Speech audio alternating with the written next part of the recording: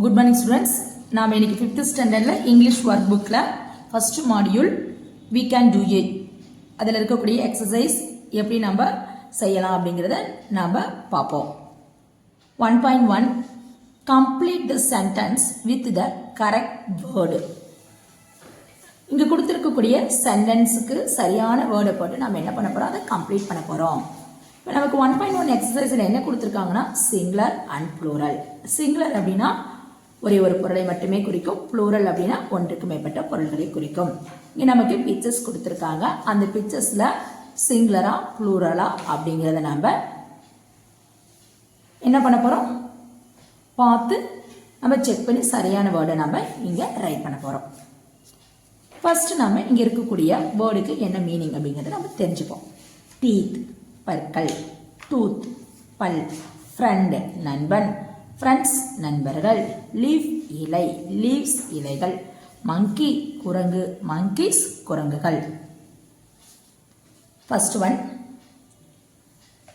இந்த பிக்சர்ல பாருங்க, ஒரு பாய் மட்டும் தன்னுடைய வாய் ஓபன் பண்ணி இருக்க மாதிரி காட்டியிருக்காங்க.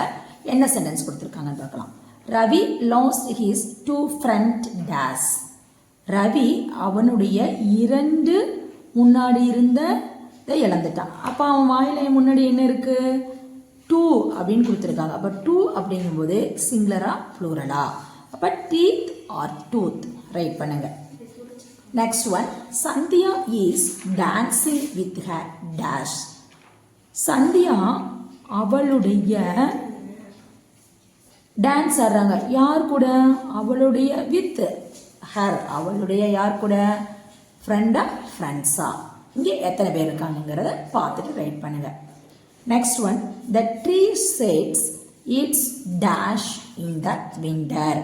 இந்த மரமானது என்ன செய்யுது, குளிர்காலத்தில் எல்லாமே உதிர்க்கிறது. என்ன உதிர்க்கிறது, லீவ் ஆர் லீவ்ஸ் ரைட் பண்ணுங்க. Next one, the dogs are playing on the tree.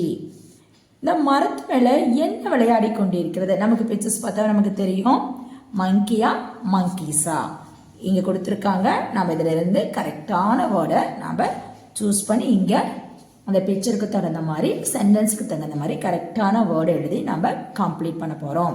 இப்போ நம்ம இதில் இருக்கக்கூடிய எல்லா தமிழ் மீனிங் சொல்லிட்டோம், பிக்சர்ஸை பார்த்துறோம். கண்டிப்பாக நம்மளால என்ன பண்ண முடியும், இதை நம்மளால சரியா எழுத முடியும். நெக்ஸ்ட் ஒன், நீங்க எழுதிட்டு சரியா எழுதிருக்கீங்களா, நம்ம செஞ்சது சரியா அப்படிங்கிறத இங்க இருக்கக்கூடிய ஆன்சரை வச்சு நீங்க என்ன பண்ணலாம், செக் பண்ணிக்கோங்க. நீங்க எழுதிட்டு அதுக்கப்புறம் தான் நீங்க செக் பண்ணணும். அப்பதான் நமக்கு அதில் இருக்கக்கூடிய மீனிங், அதில் இருக்கக்கூடிய வேர்டு ரீட் பண்றதுக்கு அதில் நமக்கு சரியா தெரியும். Okay, thank you student.